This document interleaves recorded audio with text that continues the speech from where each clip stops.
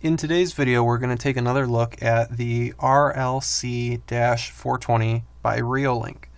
This camera I've reviewed in a previous video, and there was a couple questions that were left unanswered that I was very curious to find out about, and I have another installation coming up that's going to be using these cameras, and I figured since I have them in hand and I didn't feel like taking down my other ones, we would take a look at this.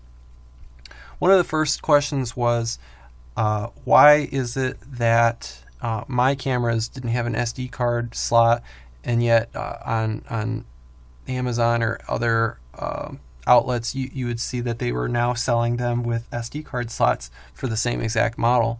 So what I have found out is the cameras that I had originally made the review on were a model version of IPC underscore 3816M.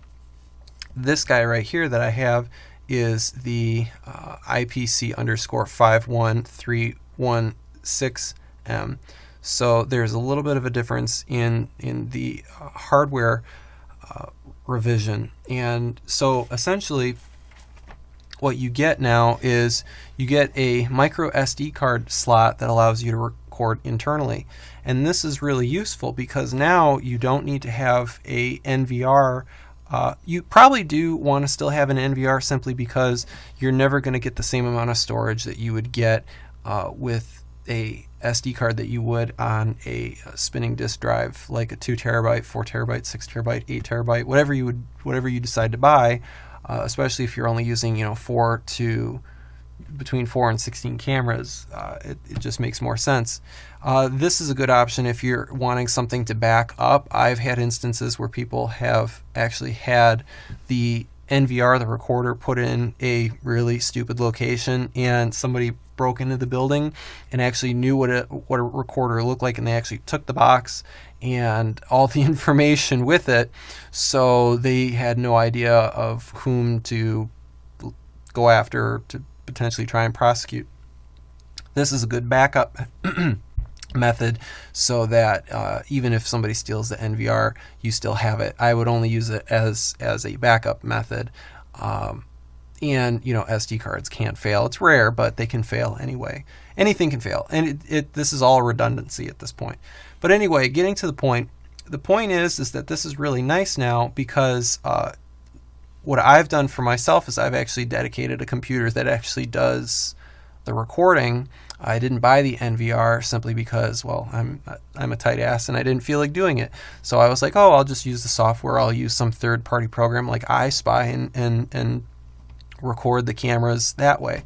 But what you get is wonderful. So now with this camera, you get the feature where you can hit the playback button and you actually get all the different recordings that you did, and you can play them back like this, and you can scrub them along and do all that other stuff. And what's really useful is you can hit this button again, and it allows you to go in here and to again scrub along and actually change how big of a file you want to download, and then you can download it directly to your device. This is fantastic because in the old days you had to go into the device with like Windows Explorer, and then you had to go through all the different files which were labeled, and you had to go one by one through the files and find the one that you wanted, and it was very time consuming. Now you get a timeline, and then you can click on something, you can do it all from your device. You don't have to log into the single camera itself and all that.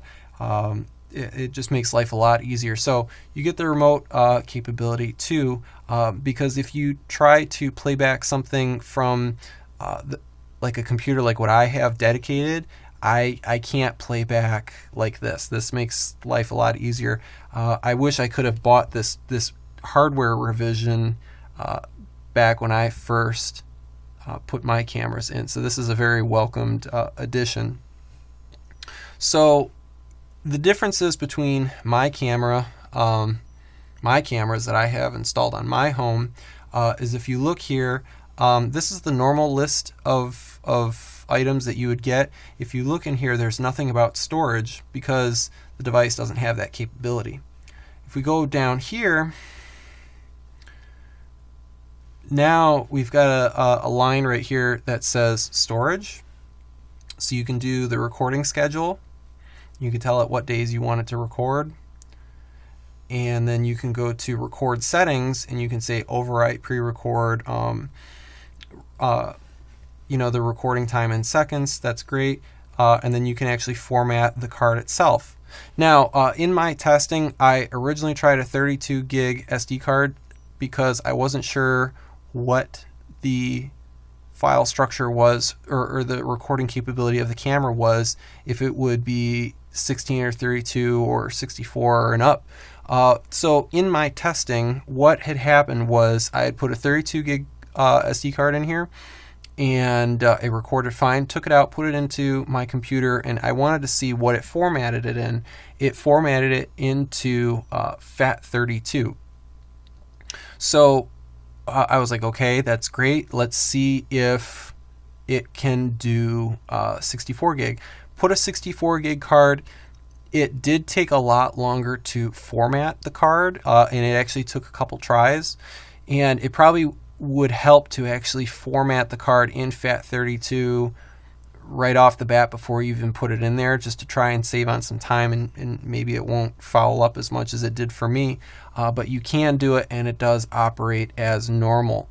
Looking online, a FAT32 file system can do up to 2 terabytes per partition. So in theory, you could put a 2 terabyte SD card in this device and record to it that way. I haven't done enough extensive testing to tell if, you know, 64 gig or 128 or 256 would actually have any problems once it got past 32 gigs being filled internally. But I gotta imagine, because it didn't give me an error, it formatted it as normal, and it was recording to it normal, and it was actually filling up internally, I gotta assume that it can do it just fine.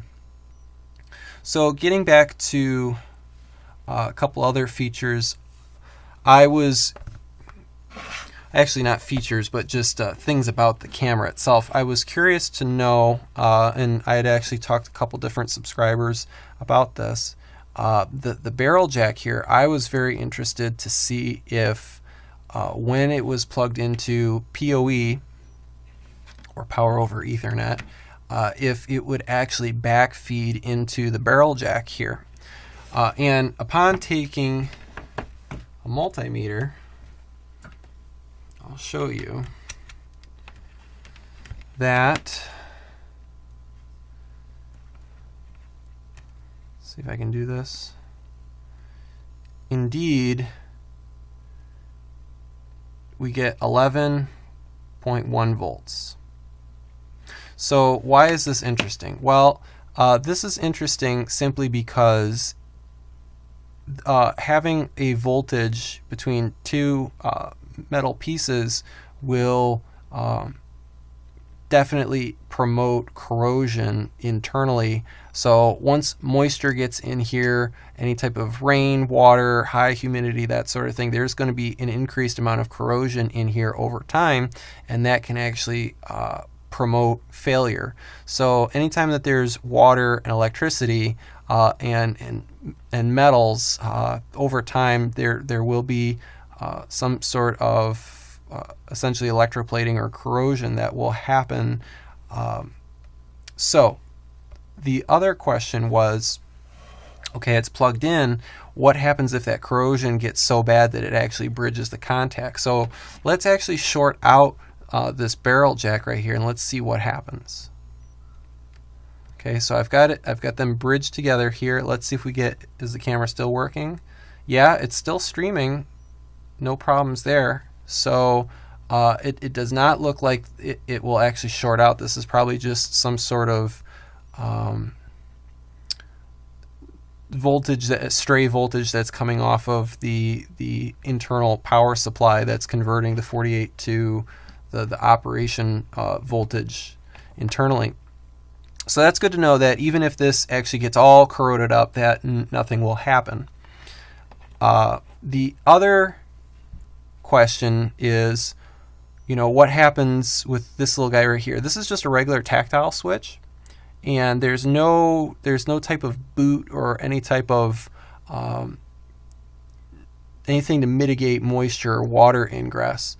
So with this, even though they've actually essentially molded all around this switch, there's still a gap in here that allows you to let moisture and that sort of thing get in here. So what can happen is eventually, if moisture got into this switch, it could actually bridge it out. And it even says right here, it says how to reset. Press the reset button, power on, hold for 10 seconds, release. So essentially, if you got moisture in here, it would bridge the contacts out in here, and you could have it where the camera would essentially be permanently rebooting itself all the time. And I've actually had a camera that did that one time, and what had happened was it would power up. You would actually see the indicator lights. It would come on for about 5 seconds, 10 seconds, and then the lights would go out completely, and they would come back on, and it would do it in this rhythmic motion. And it was like, wow, I wonder if that's the power supply going bad. It wasn't the power supply, it was literally the reset button inside the camera somewhere had got moisture in it, and it was doing an infinite reboot essentially. Really good PoE switch to go with these cameras. I actually have a couple of these myself.